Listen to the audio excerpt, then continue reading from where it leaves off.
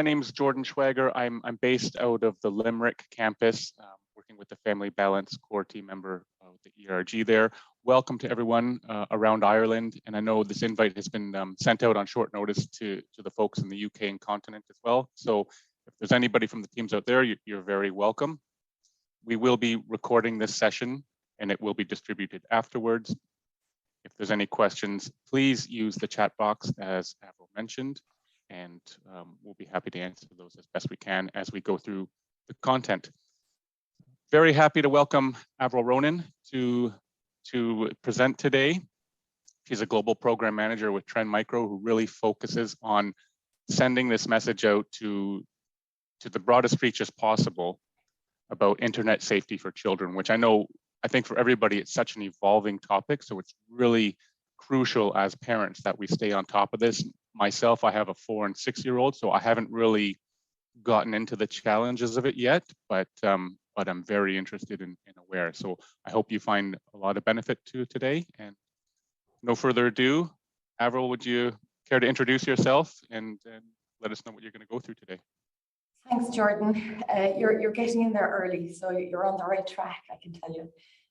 The struggle is real though. Yeah. I have 2 kids, they're 12 and 15. So, and I've been with Trend over almost 20 years now. So, you know, I've had kids through this technical, this internet revolution. They're watching Stranger Things at the moment and they're like, it's the 80s, really like that. So, you know, I've grown up with them together online, and I'd like to say I've learned from my mistakes. I may have had to make them a few times first. So I work for Trend Micro, and I had the privilege of actually being in DELL in Limerick several years ago, delivering our internet safety parent talk, and met with some really amazing employees. If any of you are here joining me today, say hello to me. And I had to drive up, spend a few hours there and drive back down to Cork. And I think COVID has really catapulted the beauty of virtual, even though a lot of us are screen fatigued, but something like this is precious because we get to reach a lot more people, especially with the work that I do.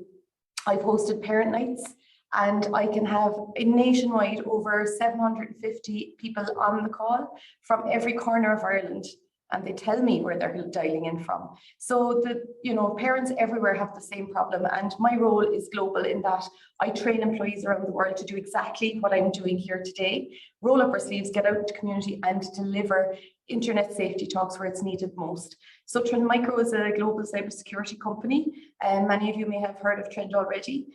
And 32 years old, a married Taiwanese couple started it in their sitting room 32 years ago. And they're really, really passionate about keeping the internet a cleaner place, which is why I have my job and report to my boss in the US. And together our goal is, as we're experts in security, so our CSR, I suppose we're tightly aligned our CSR strategy to our business strategy, which is keeping the internet safe for everyone. And we work with kids, parents, anywhere where we're needed. That's where we are, in a lot of different languages. So that's Trend, that's the ISKF, the Internet Safety of Kids and Families program. And for the next 55 minutes, I have slides. It's not death by PowerPoint, I promise, but if anyone joined me previously, you'll notice that, it's all about the conversation. And these slides are just prompts for conversation. This session is recorded for those of you who may not be able to attend the full hour. And please use the chat and Q&A. And Jordan is going to actually, if there's questions come in while I'm presenting, Jordan's going to just throw them at me as I'm talking. And I'm going to ask some questions at the start as well, so that I'll answer them throughout the presentation as well. So that usually helps. The chat and Q&A function, you can ask questions and chat anonymously as well, if you choose to do so. And a lot of this, please feel free to do so, because when we talk to each other, that's all part of it. It takes a village to raise a child. We're all in this together. We learn from each other. And whether you're at the school gate with parents or, like I texted my daughter's friend's mother last week saying she's still on to me about a phone. She's not getting a phone till next year. I just want you to know, because they're at us both at home. I'm the only one in the class that doesn't have a phone.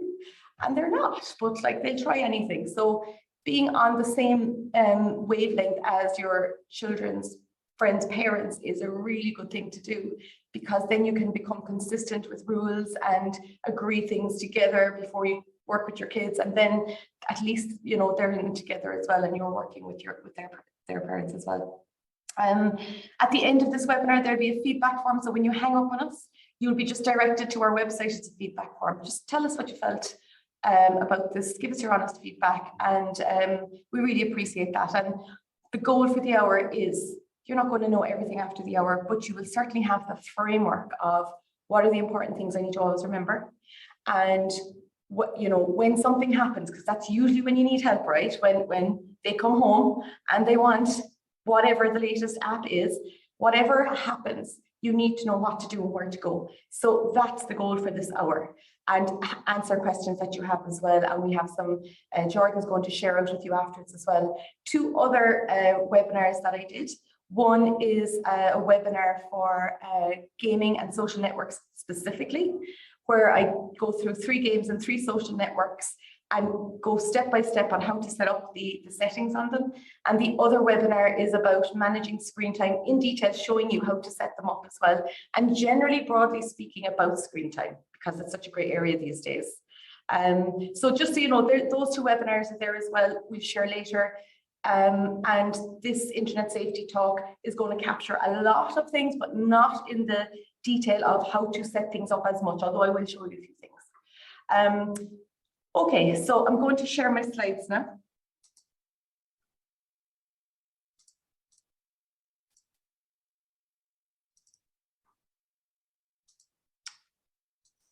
Okay.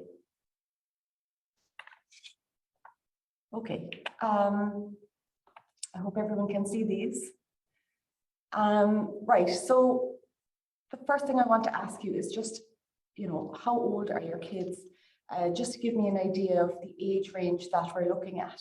So if you wouldn't mind just, oh, sorry, Interpol, wrong question. I was testing them earlier. So this is just to give me an idea of what age ranges. Now, if you have children in all of these age categories, just please feel free to tick them all. And some of you may have ages in different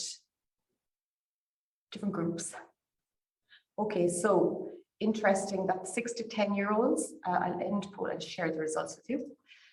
So everyone on this call, every age group of kids is here, but 6 to 10 is 70% have kids in the 6 to 10 age group, which is good news for me because I have something great to share with you. And 11 to 14 as well, that tricky age where they think they don't need you anymore. If your kids are anything like mine. And 1 to 5, similar to Jordan, this is a really good age as well for you to be on this and start that journey early and know what the key things are. So thank you for that. The other question that I want to ask you is as simple as this. What are you most interested to learn? What are you here on the call for? If you can just put in a message on the chat, it could be a concern, it could be something that's just happened lately. You can put it in anonymously, but just, what are the things you kind of want to grasp? And sometimes I have parents saying, I need to be here. I don't know what I need to know. So just start talking after it, so that's okay too. I'm going to break it down for you in a realistic manner and practical for everyone. Okay, so I'm just going to have a look there at so to listen and learn from others. Okay. Mobile phone agreement. So our primary school has mobile phone agreement where parents opt into no mobile phones in primary school. It has been a game changer. Wow, that's fantastic to hear. As over 90% of families signed up to it. That is wonderful. That is impressive. Have you heard of that one before, Avril? Because I thought that that's a great idea, isn't it? I know there's a lot of stuff that goes on in the communities and schools about, preventing or not having your phone out all the time, especially with parents when children are around. But I think I think that's a huge program, Karen. It's a huge one. And I wonder, is it just in the school? Because, you know, a lot of kids, they may have parents that are separated or, you know, only one parent, and they need a device in order to communicate with family and things like that. So, or children with disability, and they need device for different things, and assistive technology as well is there. But I wonder, is it just in school during school hours, or is it no phone, full stop? The other thing, Jordan, about that is, you know, if you look at Cyber Safe Kids, I'm chairperson of Cyber Safe Kids. They're a wonderful organisation, and they do annual research every year on Irish youth and their digital behaviour. And 93% of 8 to 12-year-olds own their own device. So that's a tablet, most likely. Okay. More towards the 12-year-olds, it's a mobile. So, you know, a mobile and a tablet have the same functionality, really. Not as portable as a mobile, but a tablet can do just as much. So I guess it's a grey area, and it's definitely a good start. And it's like I said earlier, you know, I agree with the parents, but this is a whole school approach. And I think when the whole school is involved, it's definitely more encouraging to hear. And I have a lot of principals asking me that question as well. What do I think? Okay. And that's my general response. If everyone signs up to it, great, but be aware that 93% of kids have their own devices, and this is where we need to look into. How to encourage my lockdown child to go outside and be a child and get off the screens. So managing that screen time, and summer is coming, aren't we all looking forward to that? Which suggests more screen time, doesn't it? Proactive behaviours to teach my kids. I've got some really good stuff there for you. How to spot the danger and how to manage it online. Screen time, there's no surprise that screen time is a big challenge for all of us.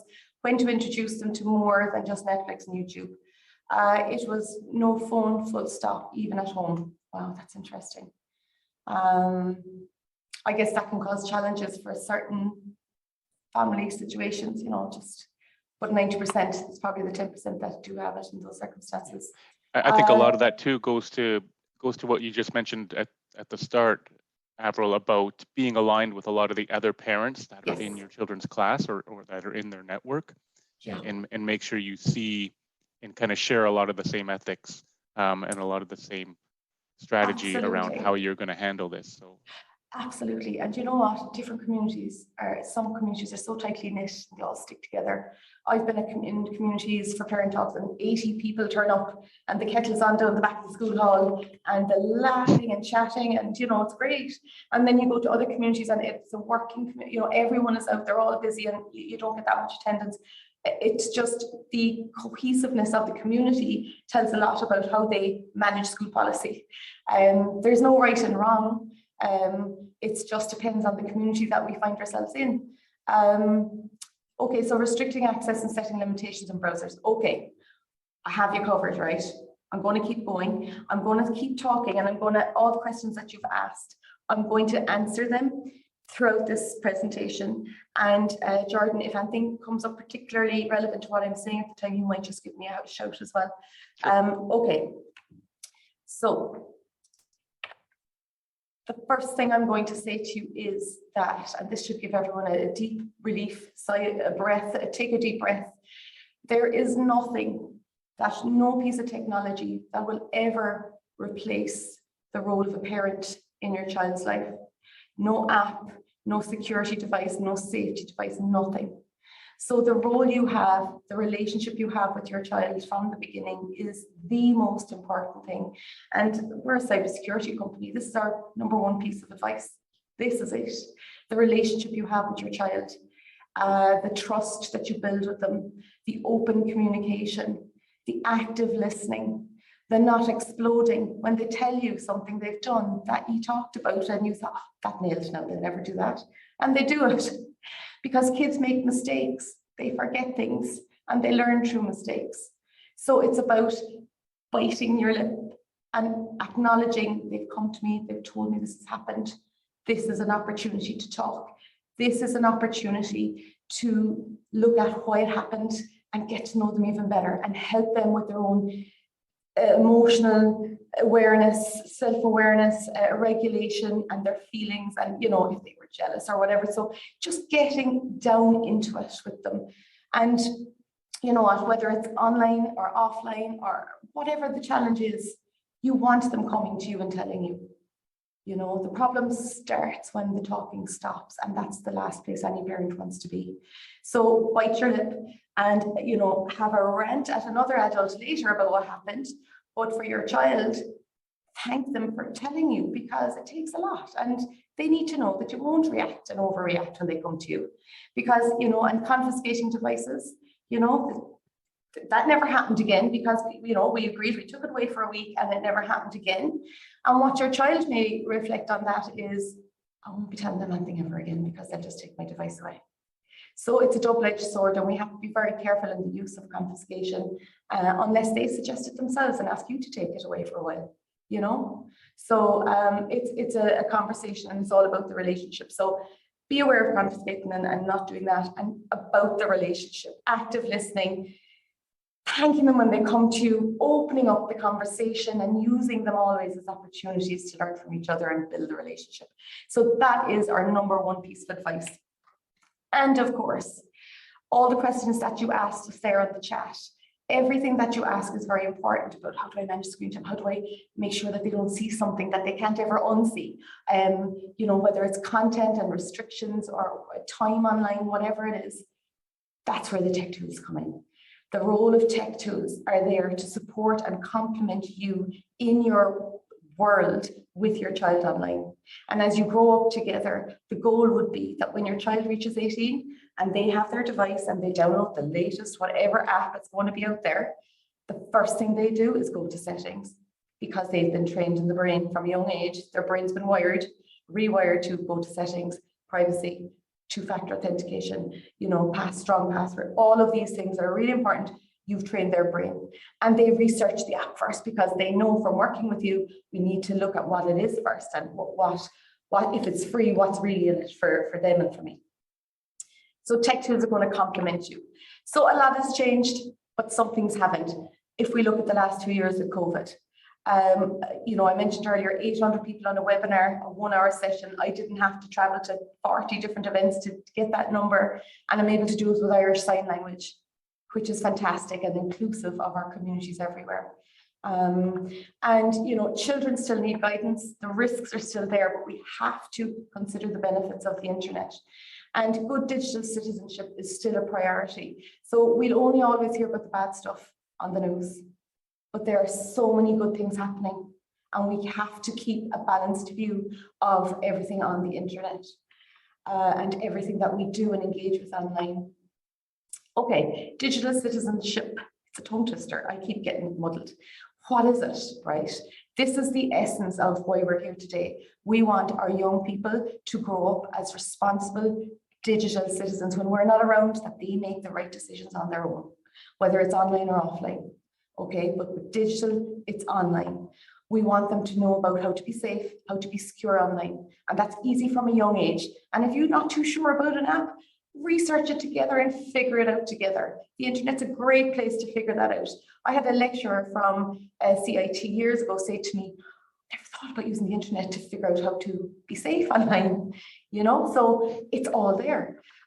Digital literacy. So how to use a keyboard, how to type, how to do a PowerPoint, how to do Word, how to email, how to engage and research, and, you know, and along with that's so important. And if you look at the value of assistive technology to children with disability, if they have whatever learning difficulty or disability, they are now on an equal footing as much as they can with assistive technology with everyone else in the class, whether they can't type or write or audio to text or whatever it is they need. It's just making them that bit more inclusive. With digital literacy, I always add media literacy. It is so, so important, and it is the greatest epidemic of our time on the internet, more so than safety and security. And, you know, how do we know who and what to trust online? Fact checking, the misinformation that's been out there, from elections to, you know, recent war and everything in between with COVID, and the misinformation on COVID even. I think the last 2 years have really highlighted misinformation and disinformation and malinformation. And we need to be aware of it, especially for our kids who can be easily influenced online, especially through social networks. So having that conversation with kids, you know, I clear out my Instagram who I follow every year end usually. You know, who are the ones that make me feel good about myself? Who are the ones that I follow that make me feel really incompetent? That my home is a mess. I'm a bad cook. I'm not a good mother. I'm barely keeping it all together. And, you know, they look amazing. And, you know, I don't even exercise that much. Those kind I get rid of. I follow them for a reason, but now I get rid of them. I clean it out because I only want influencers on my stream that make me feel good about myself. Young people don't have that filter. They don't have that view. They don't have that maturity. And that's where we come in. There's been cases recently, high profile separation cases recently, and you'd be surprised kids are taking sides with their favorite actors, and they're making videos on TikTok, and they're influencing their peers. And we have to take a responsibility to have that conversation with kids as well. That, you know, where did you get that information from? That person is obviously on this side. What about that person? You know, so just bringing the conversation to light. So that's digital literacy. Ethics and community is all about, you know, doing the right thing online, being ethical, and keeping your community in mind as well, and using the internet to help your community. And mastery. We want all kids to grow up mastering the online world, where when they get a job, they know, you know, they're successful in all that they do. And the internet is something that they use to their own benefit and success.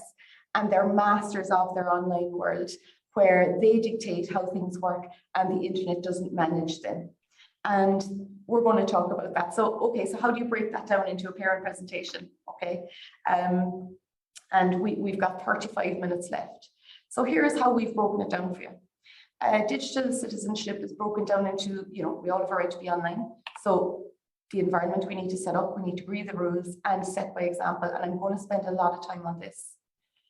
And safety, that whole area of privacy and information, and young teens especially, that 11 to 14-year-old age group, highly influential, extremely self-conscious.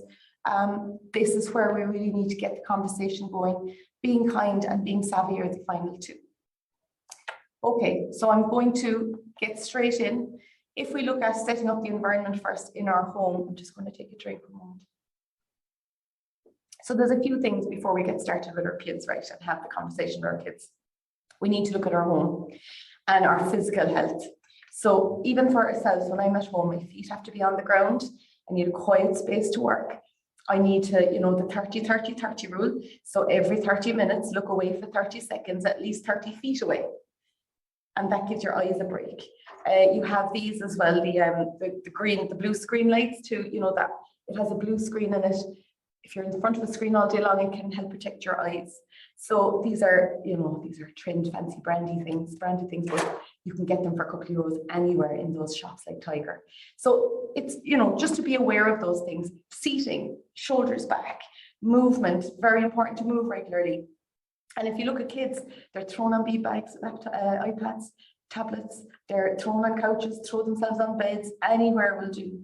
And, you know, I work with disability services as well. And what they say from an occupational therapy perspective is, if they're online a lot, it's about movement. So if they're lying on a beanbag 30 minutes, get them to move every 30 minutes, stand, doing homework. It's good to stand when they're doing homework for regulation, you know, so get them to move regularly and talk to them about their body, their posture, their physical health, and that they don't strain, because long term they will have problems. It's about talking to Avril, that's yeah. kind of related to one of the questions that did pop up. Is someone had a child, well, we all have children that have gone through COVID. How do we encourage more outdoor activity? And, you know, you mentioned that we know we have to take breaks. We know that as adults. How do we encourage our children to do that? If they're just lying on the bed with the tablet all day, how can we not just say take a break and get back to it? How can we actually encourage them, okay, to put it down and distance themselves from the device? And it can be hard for working parents who have to work and they can't get their kids out and they live in the middle of a field in the middle of nowhere. But I would say that one of the things I kind of like to, if you think about get off that device, that is never going to work with your child, right? It's about finding something that they love offline that you know will be an easy win. So let's go do this. So let's go to visit your friend, or let's go for a walk with the dog on the beach, or let's go, you know, what are the things they like to do? Let's go to the woods and do archery for an hour. Let's go, it doesn't have to be expensive, a walk with the dog, out on the trampoline, go for a hot chocolate somewhere, or, you know, finding the things that they love offline and pulling them into that. And one of the things with these slides that I want to talk to you about, so first I'm going to talk about securing the environment, right? The security, the rules, the physical environment. Then it's the relationship. It's setting rules together. That's the key about managing screen time. You can't be on it 24 hours a day, kids. And here's why. And I've got the Cyber Academy. I'm really excited to tell everyone for 7 to 10-year-olds. Everything we do in Trend is free for internet safety for kids and families. And every couple of slides, you're going to see an episode of something. And I have a time online one, which is a 10 to 15-minute episode that you can go home and do tonight with your kids. It's a fun animated video. Then there's a chat conversation you have with them, questions and answers, they're there for you. And then there's like a Kahoot quiz that they get to answer them. And then there's an activity sheet you can print off. And it's where it reinforces everything that they've learned, but it's all about time online, and it's about agreeing rules together. And I'm going to keep going on this, Jordan, to get right to that answer, but it's about not get off that, it's let's go and do this. So it's about shifting their focus to something that you know they'll really like and building that up over time. And I'm going to keep talking because it'll make more sense as I go along, okay? Okay. Yep. Sounds good. Okay, so I think, you know, you work for DELL, everyone, so, you know, this is something that's not unfamiliar to you. You know, security software on all devices is a no-brainer. I would go into this in a little more detail if needed, but I'm going to make the assumption that you're good with that. But if you want any specific information, send something in the chat and I will. Update your devices. You know, when you get that annoying, you need a software update. The reason for that is because there's a vulnerability and your device wants to protect your device. Your software update will protect your device from that vulnerability. So it's a patch, right? So if you update it, it's going to protect you from that vulnerability. Please do it as soon as you can and explain that to kids as well. Strong passwords, they have to be long, at least 13 digits long. It can be numbers, characters, big caps, small, whatever it is, but they have to be at least 13 digits long. That will take a cyber criminal at least 24 to 48 hours to crack into. If they're determined, they will, but you're giving them a hard time at it. If you've got a lot of passwords, I'd recommend Password Manager. There are some you subscribe and pay for. There are some you can get open source online that are highly recommended by lots of techies. I'm sure in DELL that will tell you that. A password manager is basically you have one password, and every time you go into whatever website to log on, the password manager pops up saying, do you want us to mine this one for you? And you say yes, and it'll store it, encrypt it. So the next time you go back to it, it'll just log in for you, right? So that is pretty cool. So that's what a password manager is, and if you've loads of them, this is the way to go.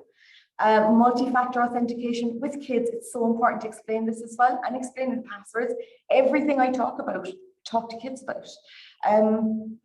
What is multi-factor? We all know what that is. You know, you've got your verification codes on your phone. It could be text, SMS, email, biometrics, whatever it is. Kids are a huge target, especially on gaming and social networks. If they only have a password, it's easy. It can be easy to crack a password and to break into an account. And it can be someone trying to pretend they're your child, for example, or in a game, they could be taking all their credit and all their avatars and all their stuff, their levels that they built up and worked hard for. But they're a huge target, young people, young kids. So two-factor authentication, multi-factor is so important on all games and social networks, on everything we use. It is critical because that means that if anyone is trying to breach your account, they can't get in without the second code to verify that it's really you logging in. And the amount of times that I get a verification code sent to my email on behalf of my daughter's account, they cracked the code, her password, but they can't get in because I have the verification code to my email. So just bear that in mind. Anything you're setting it up, do the two-factor on anything that you have. And use a virtual private network. So what is that, right? I have it here because trying to explain it, it's better to just read it out. It establishes a secure encrypted connection between your computer and the internet. So it provides a private tunnel for your data and communications while you use public networks. So if you used a public Wi-Fi in a coffee shop and you're paying for your VPN and you subscribed, it'll actually have that secure, it protects your data and your communications between your device and the internet. So something to be aware of. There are free ones out there, but there is no such thing as free, so be aware of that. And they are useful and they're becoming a lot more popular. Okay, so the physical environment we've talked about, and we've also talked about, securing everything, security. So now we need to talk about tech tools. And if you think about all the devices in your home, maybe you're an iOS family, or maybe you're an Android family, or a mix of all these three, you know? So it doesn't matter what you have. Every one of these platforms, every one of these operating systems has their own safety features built in. And wait for this, everything in your home has safety settings built in and safety features. You do not need to go to a shop to buy anything. It's a matter of finding them, setting them up. And they've been designed in such a way that they're easy to use. And if you can't figure it out, go online and search it up and say, I can't figure whatever out on Android device XYZ. You will get the information you need to do that. So what does it help with, these tech tools? It will help you filter age-appropriate content. That was one of the questions. On the devices you have in your home, you will be able to restrict content access depending on the age of your child. And I'll show you how in a minute. You will be able to turn off in-app purchases so they can't run up your credit card bill. You will be able to restrict time online. So, okay, they're only allowed XYZ time on Monday, Tuesday to Friday, and on weekends a little bit more.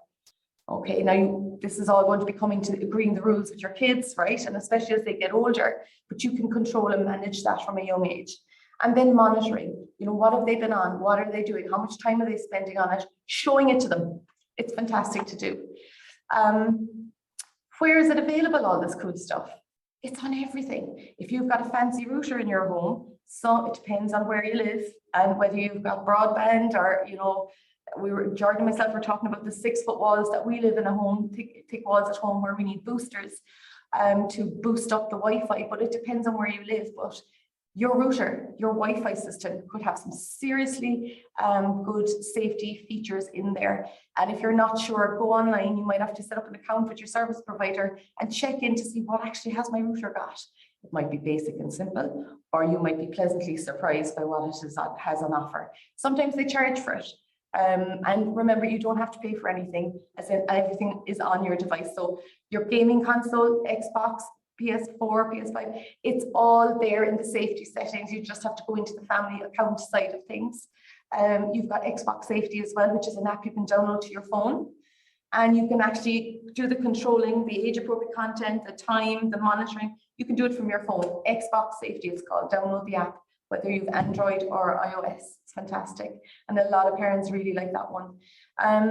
So on all your devices, phone, laptop, iPad, TVs, the settings are there. Then if you look, I mentioned the service provider, security software. So we have security software, obviously we're a cybersecurity company. In there we have safety settings and family guide and parental controls. That is there. So to be aware of that. The App Store, you can download, you know, screen time management tools and apps for other devices. So the App Store has a load of stuff, but you may have to pay for it. And sites and apps themselves, so you can see there, Instagram, Snapchat, and TikTok, they all have settings in there. Or sometimes they're called, you probably see them, they won't be called settings anymore or parental controls. There's a shift obviously away from that because what child likes to be controlled, right? So you're going to see more digital well-being and family safety or parental safety or privacy and security and things like that, but just moving away from that idea of control. But they're in there. All the tech tools you need are in your device, in your router, in your service provider, in your security software, in the apps in your devices. And I'm going to show you some. Okay, so the tech tools. So let's say you've got Microsoft as an operating system in your home, or you've got Android devices, or you've got iOS devices, or you have a mix, right? All of these have their own family safety, and that's what they are. So Microsoft have family safety. It's a no-brainer. Microsoft family safety. Google have what's called Family Link, and iOS, the Apple family have what's called family sharing. I happen to be an iOS family out of pure, I don't know, what just happened. I think because, you're familiar with one and you can't get out of iOS, then I have an auntie who is Android, and I just have to go to my iOS to figure things out on her Android, to research first. So if you have a Microsoft operating system, all you have to do, right, is go into a search engine and put in Microsoft Family. This link will come up. What does it do? Okay, so it sets screen time limits, like I said. It filters content out depending on the age, and you can get activity reports on what they've been doing and find your family, so location services as well, which is a really cool thing. Now, all of them do these things. I'm just giving you different flavors from each of the operating systems, but they all do the same thing. They just look and feel a bit different, but they do the same fundamental thing. If we look at Family Link, so if you literally go into a search engine and put in Google Family, you will get this website. And what that does is, you can set daily limits, you can schedule, so you can actually say, right, Mondays, obviously, they're going to bed at this time, and they're only, by the time they get home and have dinner and homework and sports, they only have so much time, or they have no time during the week. So you can set daily limits, start and end times. You can set down times as well, and turn it off until a certain time the following day. And you can also, this is something that I think is really important, you can set up so that your child cannot download any app without them asking you for permission. So for example, if I was up in Dublin and my daughter wanted to get an app, I get a message saying she would like this app. Do you want to approve, get it, or reject? So straight away, I'm like, okay, when I go home, I want to just sit down and talk to her about it. We'll do a bit of research together. We'll see what the age appropriateness of it is. We'll look out at the reviews, the age rating, why does she want it, what are my concerns, and we'll come up with a compromise between us, either yes or no. And if it's a no, we'll look for something similar that's more age appropriate for her, and we'll research it together. So you're teaching them all the time. Google Family Link also have, actually, sorry, just something I want to mention on Family Link. If you have an iOS phone and your kids have Android, you can actually download the Family Link from your App Store on your iOS device and connect them in order to do that. Okay, so just so you know that. And then the Google Family Link also has everything from tracking their location, filtered apps and screen time, but it also has a YouTube for kids. As in, I know there's a YouTube Kids app for small kids, but the way kids want their own YouTube channel, they're like, they want to be the next YouTuber. They're like, love making videos, video editing. They're really talented. You feel bad saying no, but you know what the internet and the YouTube has. Well, this is something that YouTube has come up with, or Google. It's a supervised account, so you're happy. Parent is happy and child is happy. So parent is happy because it's controlled environment. You can turn off comments, or you can get the comments in and review and approve them. You can restrict it right down. And the child gets to create their videos and put them up there and so on. So you can decide, do you explore more, most of YouTube. So they're like different age ratings. So you can decide which level. And this is something I'd recommend. A lot of parents have struggled with this at home. This is something nice. YouTube supervised account, just put that into a search engine. Family sharing. So again, Apple Family, just put that into a search engine and you will get this. So again, up to 6 people. I have the iOS, like I mentioned. I go into settings and I can go in and I set up my 2 kids' accounts, and I'll show you there in a minute. I set up their accounts because they're minors. They now have iCloud email accounts. I am their guardian and I've approved them and we've connected. And the same processes for Google, for Android, and for Microsoft operating system as well. what do you do? So the benefits of, for example, in the iOS, we can share music. So if I'm buying music and I can share with everyone on the family share through this. I can cloud storage. So I pay every month money for cloud storage. I can store all their stuff too on the cloud and share that with them, not just my own device. Location sharing, if they lose a device, if they lose something, or where are they, you can share location. Manage screen time, and not just manage screen time. You can restrict, you can, do a load, and I'm going to show you how. You can share music, Apple Music, and so on. So, this is a copy of my, a screenshot of when I go into screen time in my settings. And you can see here, when I went into screen time, it's saying to me that my productivity and finance time was way up here, 1 hour 48, social on that, and travel 51. I use Google Maps a lot because I have a really bad sense of direction, even where I live. But you can see there that it's telling me what I'm doing, and what's missing here is entertainment. And it's probably the first thing you'd see on your kids' one, entertainment and social. And it's like when we work with teens and we say, hands up who uses the screen time management app, half of 15, 16-year-olds put their hands up. And the others are like, what do you use? Yeah, well, I use it to manage my time, because I don't want to be on it all the time. And I have my homework to do, and it just helps me. I get kicked out of Instagram after 15 minutes. I have a safety feature on it saying, kick me out, because I'm mindlessly scrolling sometimes. I know my behavior. So it's a great way to be aware of your behavior and make that change then. So teens are using it for themselves, and that's what we want. We want them to be self-managing, self-regulating. You get in there young with them, show them how it works, agree rules. As they get older, they'll do this themselves. One thing that I do lately, and it's just a blessing, is that, when you go into your phone to send a message and you're in there for 20 minutes because you saw a few other things you had to go and deal with, I talk to Siri now. So you can say, hey, Google Assistant, or hey, Siri. I better turn my phone off now, or Siri.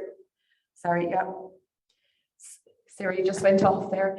Hey, Siri, can you set an alarm for half an hour? Hey, Siri, can you send a text message to so-and-so? Hey, Siri, can you phone someone? Hey, Siri, can you put this on my to-do list? Can you put this on my shopping list? Can you send an email? It's a great way not to look at your phone and get Siri to do for you what you need to do without getting distracted. So bear that in mind. It's the best thing ever. Your private little secretary built into your device. So that's what the reporting is showing me, right? And you can see, look, I was 45 minutes on Safari. I was 43 minutes on WhatsApp. And it's the same for your kids. And if you look at screen time, so you can see here under family, there are my 2 kids. I've just, for their privacy, crossed out their details. But everything you see under screen time, so you see downtime, so that's all from me. App limits, so I might decide I only want whatever time on my Instagram. So I go into app limits and say Instagram 15 minutes every day, that's it. And I get a pop-up and I have to put in a code if I want to have more time. The same applies to your kids. So if I went into one of the kids there underneath in family, it would be the same thing. There's downtime, app limits, communication limits, what's always allowed, and what am I restricting? And it's exactly this. So for example, I might decide that they're only allowed to communicate with me and a few members of the family. I might decide that, okay, so for always allowed, they're allowed their, their seesaw and their blackboard and all the things that they need for school. They're always allowed. They won't be running to them. They can use the calculator, Google Maps, music they like, Kindle. So defining screen time is a very grey area, isn't it? From Fitbit to Kindle to research to, kids are doing a lot of things online to learn from that. And it's something to bear in mind that when they are online, going back to what you mentioned earlier, Jordan, about the questions that came in, when we are online, whether it's a mobile or a tablet or whatever, and kids as well, we need to shift away from how much time they're online to what are they doing online? Mm-hmm. Are they learning a language? Are they learning how to speak French? Are they learning how to edit videos? Are they creating something for someone, a gift for somebody? A story? Are they writing a blog and being creative? Are they storytellers? Are they learning how to code, building websites? Are they gaming and chatting and hanging out with their friends, because that's what it's all about. A place to hang out and be social. That's really important too. So we need to be aware of that. And what's always allowed, you put it in there. You can always review it because you get the report on it. Content and privacy restrictions then. If you have specific websites that you feel we need to block these out, you know, you've had the conversation with the kids, you looked at the report together and said, I really don't feel comfortable being on this website. I don't think it's a positive influence on you. Here's why. Can you talk to me? Why do you like it? And then agree to block it. You can also put in, okay, this is their age, so anything PG is fine, from movies, TV, games, everything, that's all fine, but anything over a certain age, they're blocked from accessing it. When at 8 o'clock at night, my daughter's, all the icons on her iPad grey out, she can't go into them, gone, because the screen time, the downtime is kicked off, and at a certain time, it's closed out. If she's in her app for a certain time and it's timed out, because certain apps she's only allowed a certain time, I get a message saying, I was up at my mum's yesterday and I had got a message saying Grace wants more time on the app she was on. So I can actually go in from where I was and allow her 15 minutes, an hour, or not, and have the conversation. What do you want to do on that? And one time I asked her, and I said, what are you doing? She said, I'm creating a competition for my friends to enter an art competition. I thought, I'm like, wow, like that's incredible, you know. So we have to have an open mind with what our kids are doing, because they are so smart and they're doing some great things, and they're self-learning with the use of the internet, mastering their online world. We need to support that. So these are all the cool things that it can do. And again, not being able to download apps straight away, it has to come to you first, means they can't download a VPN app to bypass all your safety settings. They can't download things that are inappropriate for their age. It has to come to you. Okay. Avril, we had a question about, so somebody was using Google Family, but then had just recently stopped. And now they're 13-year-old. They want to know how strict is too strict around that age group where they've stopped using some of those parental controls. How can that be managed now? You know what, I think if it's stopped and it's gone, this is another opportunity for really good conversation, right? And say, hey, you've shown, you know, I've seen what you've been doing, you're responsible, you know, this is all about trust. This is about you, you know. Actually, I have that 84% of 8 to 12-year-olds own their own social network account, even though 13 is the minimum age. They're on those, but, you know, it's important to talk to them about, you know, once you're online, welcome to your public life. This is what it's all about. And allow them that freedom and that trust. And it's about trust, that conversation around trust. And there's some really nice things, for example, with TikTok. So if you're allowing your child to have TikTok, family pairing is where you have TikTok in your TikTok account and their TikTok account. You allow them TikTok. You're setting up your own TikTok so that you're on it with them, and you pair them so that it's like a mirror of what they have, and you see everything that they're doing. And it's a really nice way for digital well-being and family management that you're allowing them to have it, but under a controlled, supervised environment, because you're concerned about them and you want, and it's a great way to start. So there's some really great tools out there. So 13, I'd say use it as an opportunity for discussion. And if they're feeling trusted by you, you're opening up a stronger relationship, and you're opening up opportunity for them to talk to you more about what they're doing, and be on whatever they're on, whether it's a game or a social network, get in there and be on it with them. Because a lot of teens will say, I'd love to talk to my parents, but stuff's going on, but they don't have a clue. They don't know what I'm doing, what I'm on. They don't have a clue. I want to talk to them, but I can't. And then we talk to parents, and through this, the feedback is always, what are the changes you make, if any? I need to talk to my kids more. I need to get onto these apps. They're not as scary as, you know, we all think, and then that mental block. Get into them and get onto them, because you go down to the football pitch to support them with football. We need to be there online for them too. And the more familiar you are with what they're using, the higher the chance they're going to come to you when something happens. So keeping that relationship again. So I would say for 13, it's an opportunity to have that conversation with them, tightening up that relationship, if anything. So we talked about the physical environment, the security, the tech tools. We know all that's out there, right? Now that you know everything that you can do on your kids' devices, you need to sit down and have a conversation with them. Because if you go straight in cold turkey and give them an hour on XYZ, it's going to be war. You know that yourself, it won't work. So what you need to do is sit down with them and talk to them about this. Now, obviously, if they're 1 to 5, you're not going to be talking any rules. You're going to set it for them. But as they get older, the conversation evolves, the rules evolve with them. It even evolves from February to June, because you have to open up that downtime a bit more for summer, for example. So Easter break, Halloween, all of that.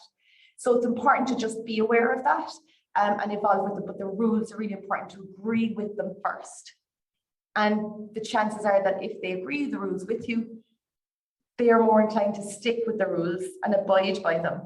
And once you agree the rules, you go back into the settings and set all of these things up. So what devices are they on? When are they allowed on them? For how long? So 0 to 2, American Association of Pediatrics say actually they shouldn't be on it, and 2 to 5, no more than 2 hours, high resolution screens.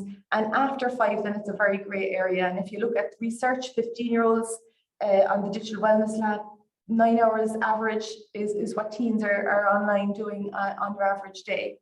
But you know what, break that down. Schoolwork, research, chat, we all do it as part of our daily lives, but it's about what you're doing online as opposed to how long. It's the quality, not the quantity. There is a question as well around the how long. Yes. You kind of covered the big 3 platforms, but have you heard of other apps and stuff that could be useful? One person mentioned the Custodio as a screen time control app. Are you familiar with many of those, or are they there lots of them out there? There are so many. If you just go on and search, just like if you're buying house insurance or a car or anything, there's a million of them. But it depends on your needs and what you're looking for and how much you're willing to pay. But I would always say, just try out the free stuff on your devices already first. And I would also go as far as to say, if your kids are bypassing a lot of the stuff you're trying to set up, these kids are fairly talented and techie. Maybe we need to nurture those talents into that line of business. Maybe they're the future techies of the world. How many thousand jobs are open and unfilled in Ireland? So we need to think about if they're techie and they're bypassing and they're VPNing and they're doing all this, maybe coding, maybe web development, maybe getting them some coding club experience is the way to go. So, again, look at the relationship. What are you trying to achieve with your child? And it's down to open conversation with them about what you need to protect them from, because that's our job as parents. And let them talk to you about, why do they want these things? What are they trying to do? Get into their heads about what it is they love and want. And have that open conversation where you get to know them more, especially with gaming as well.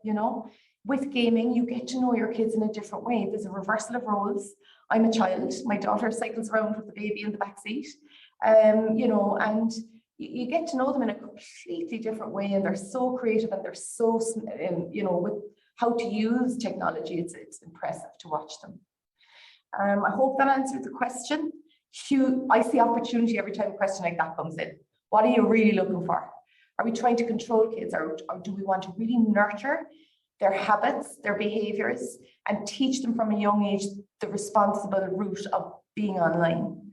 So question yourself first, and then talk to them and focus on the relationship first. There's as many tech tools that you can shake a stick at. So they're there. Don't worry about that. Okay, so how long are they going to be on it? And that's for you to decide with your child, and every child is different. How long should you have a mobile? When should you get a mobile phone? School policy dictates one. But it's up to you and your child. Is your child responsible? Do they lose things often? Why do they need it? So it depends on the child, and you know your child best, and you know when the time is right. And then it's about managing that expectation with your child, and that they understand that they earn this right to have a device, but it's something to be respected. It's a powerful tool, and they need to be safe and secure and responsible on it. So we're no pressure on us parents, just nurturing and coaching young people from a young age. Where are they using their devices? So it's not in the bedroom. I would say no devices, nothing in the bedrooms ever. And that could have been a challenge during COVID for many households. but gaming consoles, mobiles, tablets, they're not allowed upstairs in my home. And you have to keep them in your line of vision, because you can have all the safety settings locked down in the world, but something malicious, if you haven't done your software update, something could come in, even to YouTube for kids. That's inappropriate. So always have them in your line of vision. Keep an eye on them, especially under 10, 11, 12 years of age. Know what they're doing and keep an eye on them, and open up the conversation with them about what they're doing as well, you know. Where is really, really important, therefore, and, you know, with whom. So only talk to people online that you know offline. We all know that. Why? Explain that to kids. So my daughter will come home with her friend's gaming username written down her arm. This is Johnny, and she'll go in then and invite Johnny, and, you know, so she knows, you know. And you know, there's so much. We have the webinar on gaming and social network as well, so please feel free to use those afterwards. But you know, with whom is really important, that they understand why and where you're getting at. And so back to screen time and time online, and I'm conscious we've got 2 minutes. And exactly, I was just going to say there, for a lot of the folks that might have to drop off for their next meetings, if you can stay on for the extra few minutes, if you want more specific questions being answered, please, by all means, we'll stay on for a little bit more time. If you have to drop, we will share the content afterwards. As Avril noted, there's a lot more content online, and we'll share that details with you. Those short videos you can share with your kids on all the different hot topics. All that will also be shared afterwards. Absolutely. And the Cyber Academy that I mentioned is for 7 to 10-year-olds. There's 9 topics. They each take 10 to 15 minutes. You could do it tonight. And we'll share that out afterwards as well. And if you'd like to deliver this yourself to your local school, to the kids in your local school, to your own kids' school, I will provide train the trainer for you. And it's very straightforward and very easy to roll out. And it's been tried and tested. We've had teenagers, TY transition years, deliver it in Kilkenny to over 500 kids. And they just took off with it. So this is enjoyable experience with educational impact. So if you'd like to do something in your local school, I can provide a train the trainer session for an hour, not even, and off you go. And I'm here for support afterwards if you need it. So please let Jordan know if you are interested before you hang up, if you'd like to get involved in that, and we can organise a separate session on that. It's something I mentioned in Limerick when I was up there a few years ago as well, and there was a lot of interest in it. And some may have done it at the time as well. So the 24 hours managing screen time, just to talk about screen time again, we talked about quality over quantity.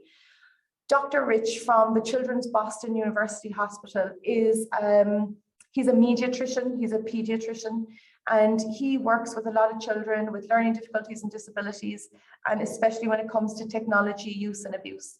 And he has come up with this where we turn screen time management on its head, basically. We need to get away from this forbidden fruit, you know, 15 more minutes, please. You know, we need to get away from that.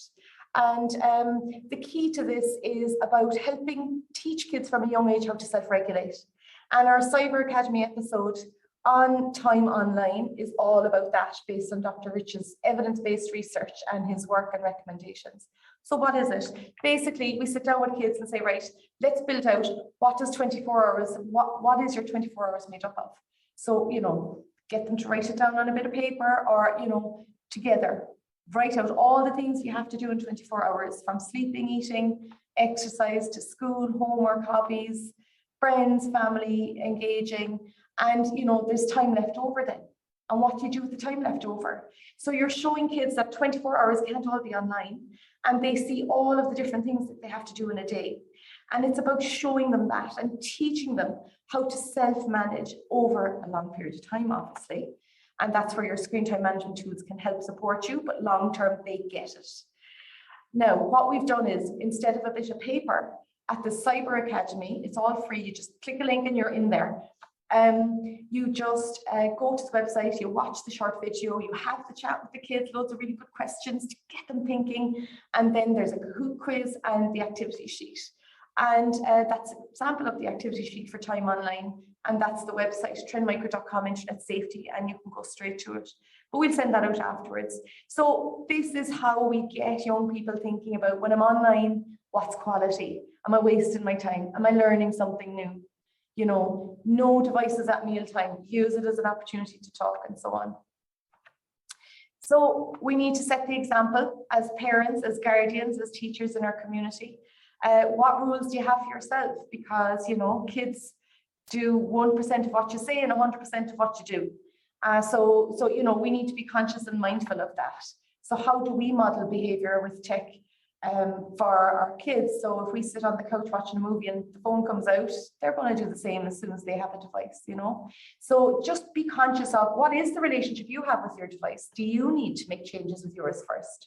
And then emulate that with your kids. So it's a healthy, balanced digital world and family life that you have at home. So I think, Jordan, I only got through the first one, and I think it would be unfair to go through the rest unless you want me to continue, and people will be dropping off. And I can continue this and we can put the recording up, or we can reschedule to do the other 3 at a later date. It's a good question. I think we could reschedule for a further date. We'll definitely put all the information up for everyone to access themselves. Absolutely. And I think we did address most of the questions throughout. There was a few specifics, but I think most of those were addressed specifically around. Normally I can get through all of the content within 55 minutes, but we had some really good questions. And normally I only do the questions at the end. And that's why, I'm trying to justify why I went over now, but that's why, but I wouldn't have had it any other way because the questions were pertinent to exactly what we were talking about. And just saying that there is one last question that's kind of come in. It is around the gaming and the Xbox. Yep. And theirs is about how many days a week. So not necessarily maybe how many hours a day, but how many days a week for kids. You know, there's a 7, a 9, and a 12-year-old. How many days a week should they be gaming? Yeah, how many days a week and how many hours a day on Xbox? And I think you touched upon that a little bit with some of the studies previously. And I know a lot of that is up to maybe the parent to be to have the discussion with the kids if they're that old to understand the discussion about the responsibilities of it. I would also say, you know, if you can go to games that are, you know, it has a 20-minute cutoff, you know, like I'm not saying Fortnite for a 7-year-old, but Fortnite is 20 minutes max. It times out after that, like, you know, so if you couldn't find, and they're becoming few and far between, obviously, because gaming companies want kids to be online for as long as they can. So that's one option, to try to look at games that have a timeout, that it naturally falls out. So one more game and then it's, you know, but again, going back to the rules with them and you know, if they're adamant on Roblox or Minecraft or what, you know, whatever it is that they really, really want, then agree a time with them. And after that time, you know, it's a discussion with them and, you know, getting them involved offline on something else that they really like and pulling them away from it. The other thing that you can do is, my friend's daughter does this, they have gaming time for an hour at a set time every evening with their friends. They all join in on the game for an hour from 7 to 8 and they're all on it and then it's off. So that can be something that could be organized, maybe not every night of the week, but certain nights, and agree that as a rule. And it's good. And you want them to be online. You want them to be great at whatever they do.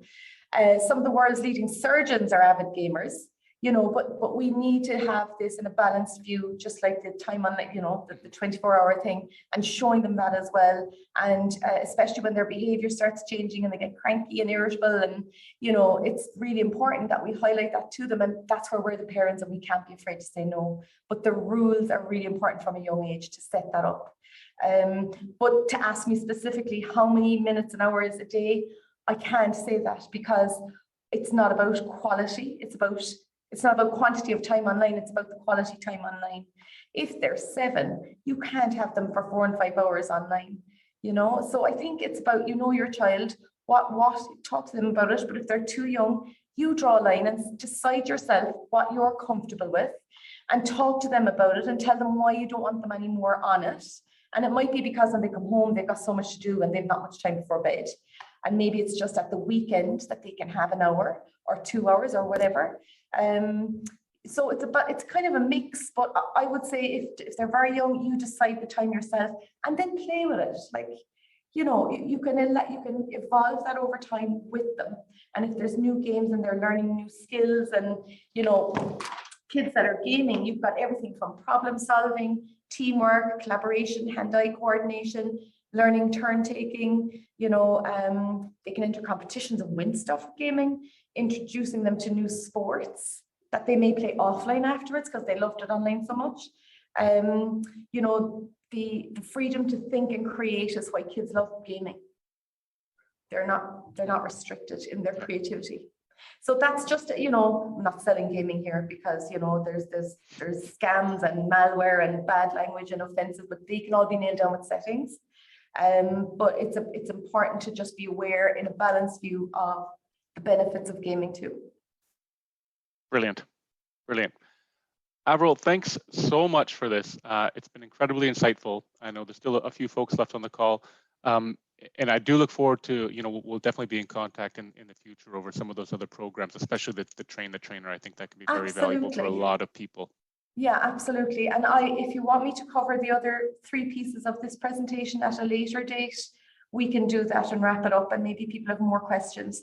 But this recording will be sent to you in the next day or 2 and share it out with all the other stuff. And I look forward to hearing from you. And please, everyone, fill out that feedback form and let me know how you get on.